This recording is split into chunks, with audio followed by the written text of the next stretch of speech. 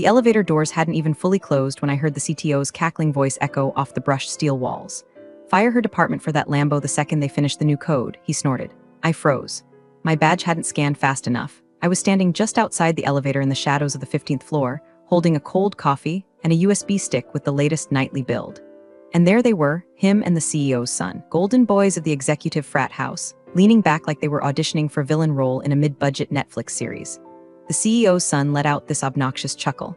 "Yeah, once we launch, Brenda and her merry band of code trolls are toast.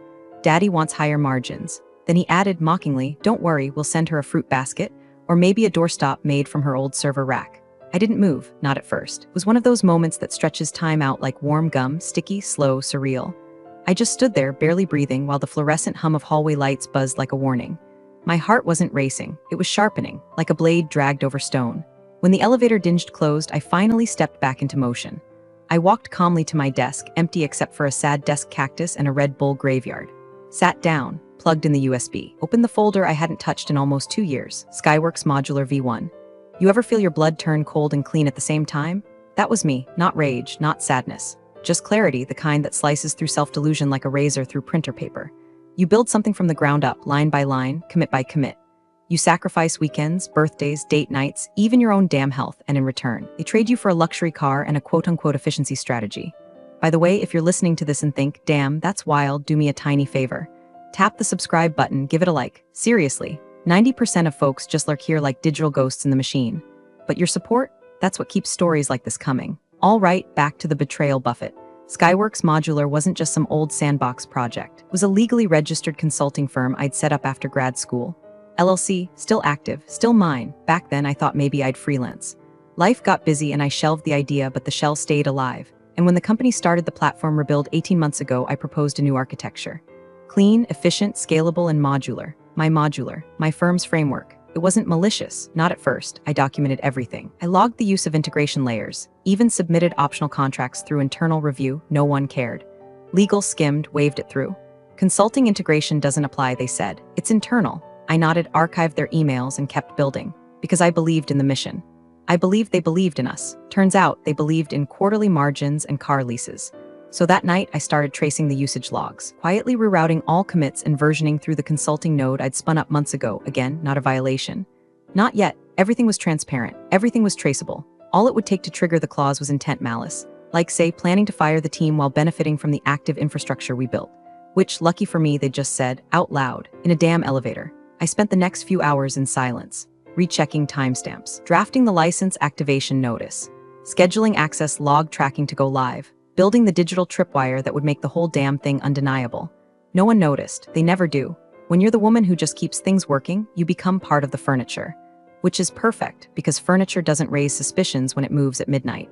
By 3:17 a.m., I had every breadcrumb in place. I stared at the blinking cursor of an email draft to the company's legal inbox. I didn't send it, not yet. Not until they flipped the switch and launched the system. That would be the trigger. That would be the moment they stopped testing my work and started using my licensed infrastructure.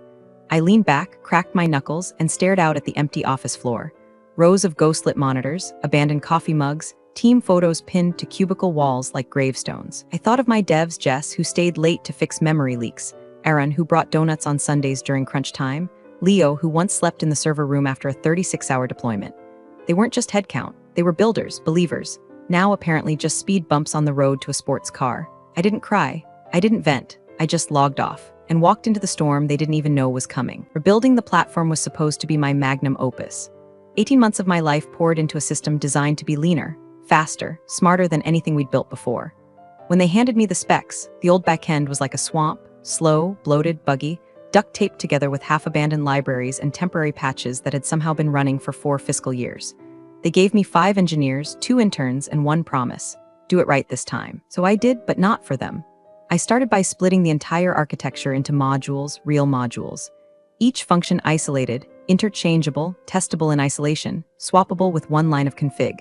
Every critical service wrapped in abstraction, piped through a shared orchestration layer I labeled C layer in the internal docs. That was short for consulting layer, but no one asked. No one ever asks. They just want their graphs green and their funding rounds greener. My devs followed my lead like pros. They didn't know the deeper game. They just thought I was a control freak about clean interfaces and compartmentalization. Jess even joked once, "You architect like you're preparing for a hostile takeover." I laughed and said, "Or a clean divorce." Deep inside the documentation, buried under a boring YAML schema, and 5 paragraphs of legal-sounding filler, is one quiet line: C-layer assets managed via third-party consulting node. See Skyworks modular licensing for access control protocols. It had been there since day one, tucked away, version, timestamped. No tricks, no secrets, but they didn't read, or if they did, they didn't care. Internal only, legal said when I submitted the integration proposal in the first month. We're not externalizing any of this, so none of the usage clauses apply. I had that email too, saved as a PDF, signed by one of their VPs. Idiots. Skyworks modular licensing. I opened the file again that morning, eyes scanning the language I'd written years ago. My little LLC was still active. I paid the filing fee every year like clockwork. Never really used it, just a backup plan in case I ever got tired of being someone's full-time fix-it fairy. Clause 5.2 jumped out like a knife in the drawer. All asset usage, digital access, or derivative work executed via Skyworks consulting architecture is subject to active usage fees unless explicitly waived by written release. There it was, the tripwire. The moment they used what they didn't own, it flipped from internal testing to unauthorized active deployment. And the fee schedule, $50,000 an hour per developer seat, retroactive to first use. Legally binding, not buried, just ignored. You'd think I'd feel triumphant reading that again. But honestly, I felt numb, detached. Not angry, anger is hot, sloppy, distracting. This was cold, purposeful, like cleaning the barrel of a gun before putting it away for good. I started tracing the commits, backtracking the system logs to the first time the production branch hit the consulting node. It was all so clean. Dev IDs mapped to Slack tags, time logs, code diffs. Every change they made through my infrastructure. Not out of malice, but because I built the damn thing to be intuitive. And now it was all evidence, breadcrumbs, every one of them leading to a truth they couldn't walk back. The foundation of their new empire wasn't theirs. They'd built a mansion on land I still owned and didn't even bother to check the deed. That day, I quietly updated the Skyworks site, added a new page titled Active Clients. Password protected, of course, not that they'd look. I created the invoice schedule, templated the notices, prepared the delivery protocols. If they'd just honored our work, none of it would have mattered. But they'd turned loyalty into leverage, trust into transaction. They assumed I was the quiet one, the grateful one, the thank you for this opportunity girl. They forgot I was the architect, and the architecture remembers everything. 2 weeks before the investor demo, everything went from agile to emergency fire drill. Suddenly, the leadership team decided we were ahead of schedule. Never mind that half the integration suite was still flagged yellow in QA. The CTO, drunk on the smell of his own spin, started every meeting with some variant of "we're making history here, people," like he was Steve Jobs in a Men's Warehouse jacket. He wanted the system live by the following Friday. Due diligence is basically done, he told us, waving around a printout of a Slack thread like it was a contract. Lawyers say we're good to go. Of course, I hadn't spoken to legal, not once. My team had been cut out of every call that didn't involve debugging or performance tuning. We were the engine, not the driver, and they were about to floor it. That same afternoon, I walked into the break room and caught the CEO's son in mid-peacock. He had his girlfriend cornered by the LaCroix fridge, talking loud enough to make sure everyone heard. "Once the code's live, we're cleaning house," he said, grinning like he'd just solved poverty. "Firing half the tech team boosts margins by 11%. Investors love it." She giggled. "Won't that break everything?" He popped a can open and said, "Babe, the system runs itself now." That's the point. Brenda built it modular. It's like Legos for adults. Anyone can use it. Anyone, huh? I walked past them without a word, eyes straight ahead. My badge beeped against the glass door of the dev floor and I stepped inside the server room. The hum of the racks was almost soothing, honest at least. Machines didn't lie to your face while cashing in on your work. They either ran or they didn't. I sat down and opened the commit queue. Everything they wanted finalized was already built. We were just optimizing now, patching memory leaks, stabilizing APIs, tightening performance. They thought we were polishing their trophy, but every one of those commits, I routed them through the consulting node, deliberately, publicly, documented, transparent. The C layer was no longer optional, it was the core. When Jess asked about the rerouting, I smiled and said, "Standardizing, so it scales clean." She nodded. No one questioned it. Why would they? The system ran like silk, and they were too tired, too underpaid, and too overpromised to look for strings. At the all-hands that week, the CTO pulled up a chart with a hockey stick growth curve, puffed out his chest, and said, "This is what brilliance looks like, folks." The room clapped, some out of fear, most out of habit. I clapped too, smiled just enough. Then went back to my desk and finalized the access logs, each developer ID, each time block, each service route, tagged, logged, archived. They were locking themselves in. Didn't even know it. See, modular systems aren't just flexible, they're traceable. Every container spin-up left a footprint. Every call through the C layer had a signature, and every signature linked back to the Skyworks license. No secrecy, no sabotage, just structure. The same structure they'd approved, ignored, and now depended on. By Thursday, the platform was stable. Load tests passed. QA signed off. I uploaded the final build through Skyworks, of course, and scheduled the demo environment deployment for 11:59 p.m. Friday, that's when it would become live use. That's when the clause kicked in.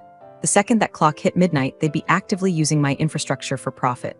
And that's when the licensing would apply. Not in theory, not metaphorically, but in real, billable, legally binding time. They thought I was just playing nice, that I was the good little tech lead, smiling through long hours and last-minute asks. They saw my silence as weakness. They mistook my calm for compliance. What they didn't realize, what they never bothered to consider, was that my calm came from certainty. Because while they were busy high-fiving over investor decks, I was preparing a digital reckoning. And every fake smile I gave them, that was just me counting down. Friday felt like a funeral in reverse. Everyone was smiling, but the air was heavy. We pushed the last hotfix at 3:14 a.m. that morning, after Leo discovered a weird caching bug in the analytics module. We squashed it, rebooted, revalidated, and by sunrise, the thing was running smoother than a Vegas card dealer on Adderall. QA signed off with one word in the Slack channel: clean. The CTO strutted into the open floor plan around 10 a.m., wearing his launch day polo shirt, tight enough to make his CrossFit trainer proud, tucked in like he thought it made him look presidential. He slapped his palms together like a high school coach before a pep rally and shouted, "Launch is greenlit, people. Let's make history." Applause, whoops. Champagne bottles rolled in around noon, courtesy of the CEO's son, who waltzed through the dev floor handing out plastic flutes like he was blessing the peasants with holy water. I took one, toasted with the team, and sipped just enough to make it look real. No one noticed I wasn't celebrating. I was watching the clock. All day long, they paraded investors and potential partners through the office like it was a damn zoo exhibit. "Here's where the magic happens," the CEO's son said, pointing at our cluster of desks like he'd built any of it. Fully modular backend. Our own proprietary architecture. Clean as a whistle. Proprietary, huh? Cute. I kept my face neutral, smiled politely, answered questions when I had to. CTO introduced me once as the dev lead who made this whole engine run like a dream. Then added, "But the vision? That was all strategy." Strategy, sure. By 7 p.m., most of the floor had cleared out. A few engineers stayed behind to keep an eye on things, but everyone else funneled to the rooftop for launch drinks. Jess texted me, "You coming up?" I wrote back, "Soon." But I didn't go. Instead, I sat alone in the darkened server room, hum of the racks rising around me like a hymn. My hands moved without hesitation. I opened the Skyworks control panel, selected the production branch, verified the hashes on the final build, attached the compliance log, scheduled the deployment. Time, 11:59 p.m. Deployment node, Skyworks Modular V1, status, go. I hovered for breath, not because I was unsure, but because I wanted to feel it. 18 months, hundreds of thousands of lines of code, countless weekends, and a single overheard elevator conversation that turned it all into a loaded weapon.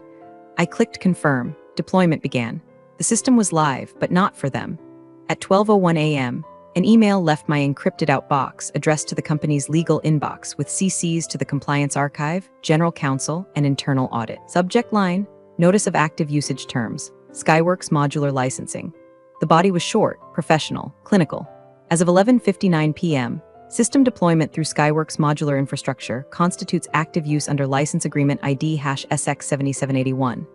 Please find attached the current fee structure, developer ID access logs, and clause summaries per section 5.2 of our consulting terms. Feel free to contact the listed legal representative for any clarification. It looked like a formality, a footnote, maybe even a misdirected email, but it wasn't. It was a trigger. Legally, the moment that build went live, pushed from my license node, the licensing clock started ticking. $50,000 per developer seat, per hour. Retroactive from the moment they began active use. Most of them were upstairs drinking overpriced whiskey, bragging about the future. I sat there in the quiet, sipping the last of my now flat Red Bull and watched the logs populate with each microservice lighting up. Every ping, every ping, every ping, they were inside the house now. They just didn't know I owned the keys. To them, nothing had changed. The dashboard still glowed. The system still hummed. Everything looked stable, polished, final. But behind the curtain, their empire had shifted 2 inches to the left, and the ground they were standing on wasn't theirs anymore. I closed the laptop, took one last look at the usage stream, and for the first time in months, I breathed. The morning after launch day should have been triumphant. Balloons, bagels, somebody doing a sloppy dance with a folding chair because the investors were blown away by the metrics. Instead, it was quiet. Not peaceful quiet, suspicious quiet. Kind of hush that creeps in before a thunderstorm and makes the birds disappear. I didn't show up. Not in person, not in Slack, not even a passive-aggressive thumbs-up emoji under one of the CTO's all-caps launch success messages. Nothing, ghost mode. And that apparently was my first crime of the day. The CTO noticed by 9:06. He stormed over to my desk, empty, still warm from my usual ass-in-seat punctuality, and muttered loud enough for the whole floor to hear. She's sulking. Can't handle being left out of the spotlight. Left out, sir, I built the spotlight. And now I was watching it roast you from the outside. By 9:20, the team had picked up on the weird energy. Jess pinged me, hey, everything okay? Kinda tense in here. I didn't respond. Aaron followed with CTO pacing like a Roomba with anger issues. Again, nothing from me. But elsewhere on the 17th floor, in the legal wing where everyone wears fleece vests and reads term sheets like bedtime stories, something had arrived. My email, the licensing notice. It sat in the shared legal inbox like a grenade with a polite subject line. Notice of active usage terms, Skyworks modular licensing. At first, nobody took it seriously. Probably just another third-party vendor update, someone assumed. But by 8:17 a.m., one of the compliance analysts had flagged it in Slack. Does this refer to our backend? That's when the junior paralegal got looped in. Fresh out of law school, still using the default Outlook signature, nervous enough to sweat through a navy blazer. He opened the attachments. Read the invoice terms. Paused at the number, $50,000/hour/developer. By 8:42, he was dialing the contact number listed. It rang twice and forwarded straight to my attorney's office. Thank you for calling the law offices of Mason and Trill. You've reached counsel for Skyworks Modular. If this is regarding active software usage, please refer to Clause 5.2 of the attached notice or remain on the line for direct support. He stayed on the line. Poor kid. You could almost hear his soul trying to claw out of his mouth. At 8:49 a.m., very different kind of Slack message went out. This one from legal to the CTO, the CEO, and 3 unnamed C-suite execs. Short, tense, urgent, possible licensing issue with backend. Needs immediate review. Brenda Watkins/Skyworks Modular. No one responded because the demo was in 18 minutes. They couldn't cancel, couldn't delay. The investors were already in the building, laughing too loud in the lobby, double-fisting lattes, wearing those fake friendly smiles that mean we might buy you, or we might gut you and wear your code like a hat. Upstairs in the boardroom, someone finally opened the compliance folder attached to my email. PDF, 7 pages. Labeled access logs, dev IDs, timestamp commits, plain English. No drama, just numbers, and every number a receipt. The CTO squinted at the file like it had personally insulted him. This can't be real, he muttered. The CEO's son leaned over his shoulder. Wait, did she really license our backend? From down the table, someone asked, where is Brenda? Meanwhile, I was 3 blocks away. Corner cafe, low music, decent espresso, and the corner table with the good light. I had my phone on Do Not Disturb, my inbox open, one eye on the logs still pinging from the system they thought they owned. The espresso was strong. The croissant was still warm. And as I stirred my coffee, I watched the panic begin to bloom, first in texts, then in missed calls, then finally in a desperate, breathless voicemail from the CTO, Brenda, hey, we got some weird email from you. Can you give me a call, like right now? I sipped my coffee and smiled. By 9:57 a.m., the boardroom was standing room only. Rows of navy suits and polished loafers shuffled into place like they were auditioning for a finance-themed Broadway revival. Investors from New York, Singapore, 2 from some VC with a logo that looked like a sideways avocado. The air smelled like artisanal cologne, stale croissants, and fear trying to wear confidence as deodorant. The CEO stood at the head of the long obsidian table, grinning like a televangelist about to pass the collection plate. Ladies and gentlemen, he said, voice smooth as bourbon, what we're about to show you is not just a product, it's a revolution. Applause. Forced, synchronized, practiced. The CTO clicked his clicker and the first slide popped up.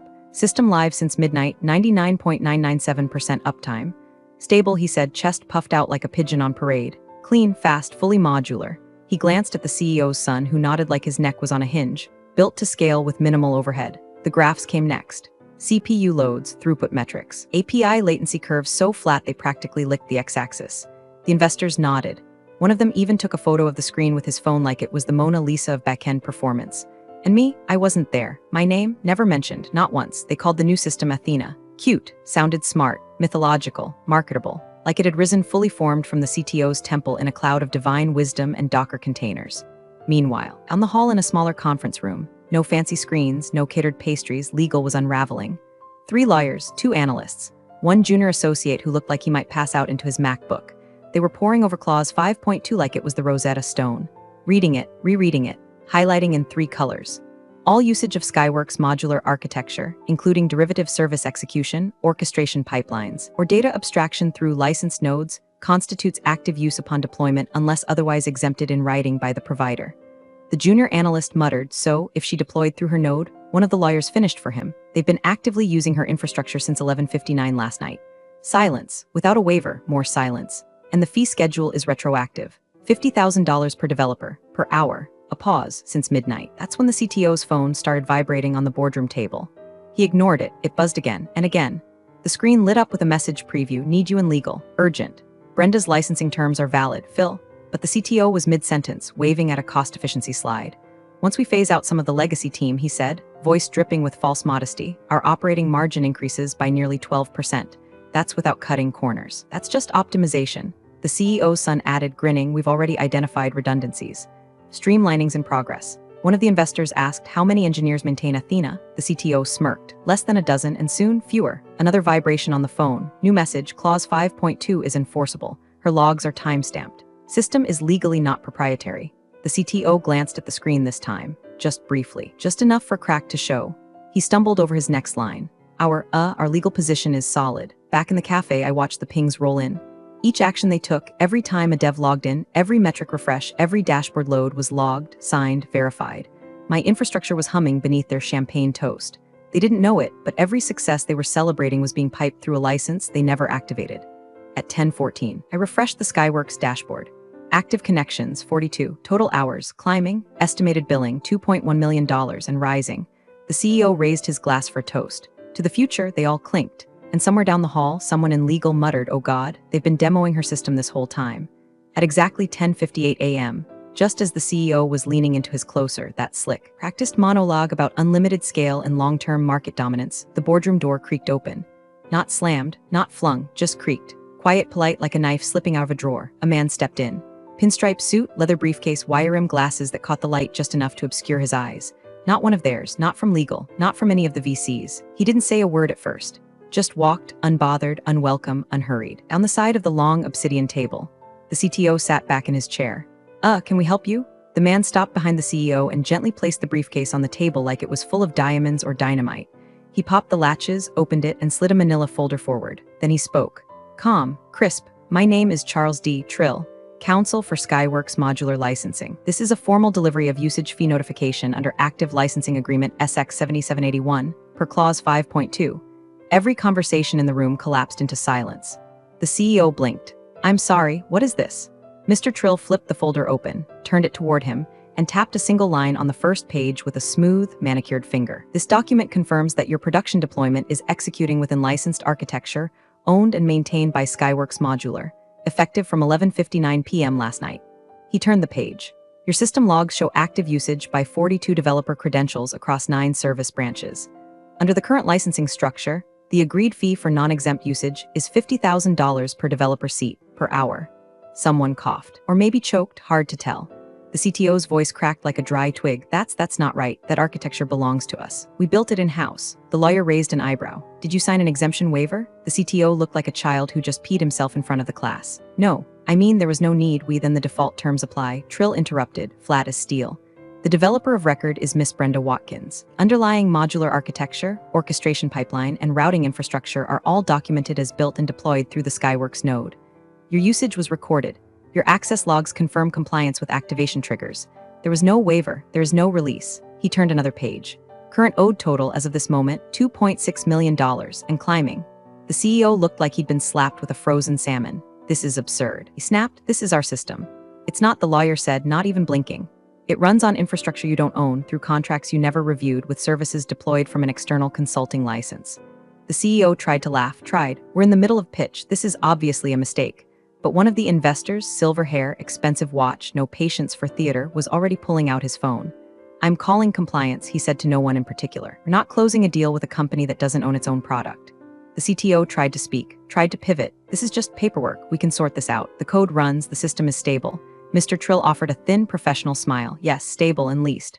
Another investor leaned forward, squinting at the invoice summary in the folder. Wait, is this real-time billing? Yes, and we're already yes. A third investor stood up. Excuse me, he muttered, slipping out of the room. His phone was already pressed to his ear. Yeah, I need to check something. No, now, we've got a problem.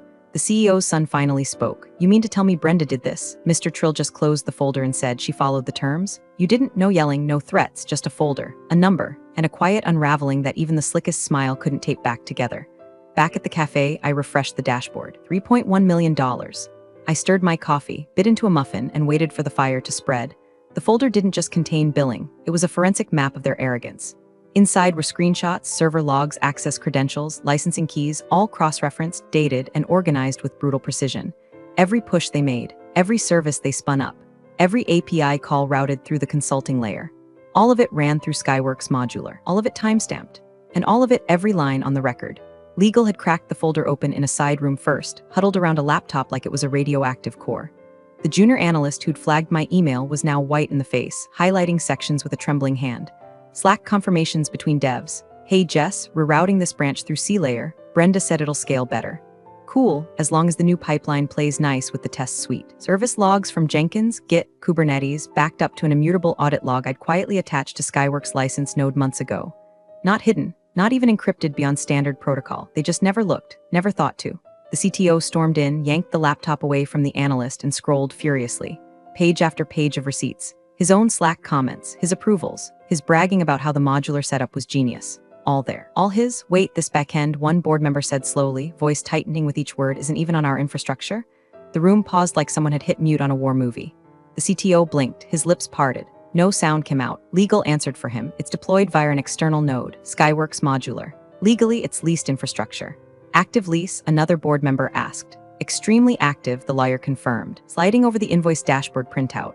The running total was printed at the top in bold black font, $3,265,000, and it was climbing. Jesus Christ, someone whispered. Another board member, one of the ones who'd flown in from Boston for the demo, shook his head. You built a product on rented land and didn't pay the rent. The CTO finally found his voice. We didn't know. She didn't say she did. Legal snapped. She filed this. He slapped a printed email on the table in the first month of the rebuild. It's marked as reviewed and not applicable. You signed off. I thought it was boilerplate. It wasn't. Silence again, but different this time. Not confusion, recognition. At the far end of the table, the CEO's father, who'd said nothing the entire morning, who'd spent the last hour watching the disaster unfold with a kind of eerie stillness, picked up the manila folder.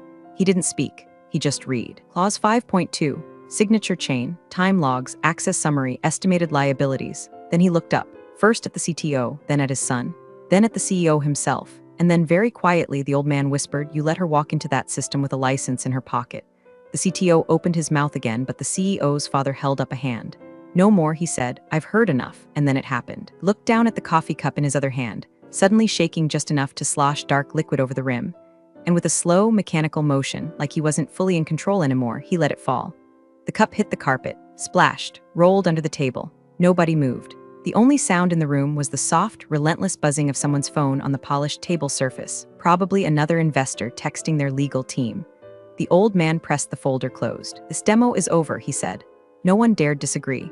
The room felt like a dropped transmission, gears grinding, engine sputtering, nothing catching. Deals don't end in shouting matches like in the movies. No one flips tables or punches walls. They end in whispers, in looks exchanged between men who suddenly realize their suits aren't armor anymore. They end in the hollow quiet of money deciding to walk away. By 11:22 a.m., 3 investors had already left the room. One didn't say a word, just stood up, grabbed his briefcase, and walked out with the calm precision of a man deleting a number from his phone. Another paused at the door long enough to say, we can't move forward until IP is clean. That was the most polite version of we don't trust anything coming out of your mouth anymore anyone had ever heard. The CEO sat hunched, shoulders sagging under the weight of self-made disaster. CTO was ghost pale, eyes fixed on the folder like if he blinked, the numbers might vanish. The CEO's son, red-faced, scrolling his phone like he could Instagram his way out of a $4 million hole. The door opened again. Same lawyer, Mr. Trill. He didn't sit this time. My client, he said calmly, has no interest in litigation. However, if this matter is not resolved by noon, we will proceed to file. The documentation is complete. Access logs are irrefutable. The licensing terms are binding. He paused, letting the words sit like a brick on the chest. Payment can resolve this immediately. The CEO managed a whisper. What does she want? Trill flipped open a thin folder. Purchase of the entire Skyworks modular architecture. Transfer of ownership, licensing rights, infrastructure logs, and back-end control. Lump sum payment. No royalties, no further claims. The CTO leaned forward. How much? Trill looked him dead in the eye. $5 million, wire only. By 11:59 a.m. That's extortion, the CEO's son muttered. Trill didn't flinch, that's leverage. The room was silent. No one mentioned the alternative. Because they all knew what it was. File the lawsuit, lose the infrastructure, breach federal procurement guidelines tied to the backend's compliance pipeline, trigger a regulatory audit, get blacklisted, lose every deal waiting in the wings. Dominoes were lined up. Brenda had already flicked the first one. The CEO's father spoke again, pay her. The CEO looked like he wanted to argue, to scream, to bite something, but instead he nodded, one sharp, miserable jerk of the head. At 11:46 a.m., the wire went through. Back at the cafe, my phone pinged once. Transaction confirmed. Account updated. Funds received. I opened the Skyworks admin dashboard one last time. Server activity, normal. License, transferring, system, stable. I typed one final command. Delete admin access ID, B. Watkins time. Now I sat back in the chair and watched the cursor blink for a moment, then vanish.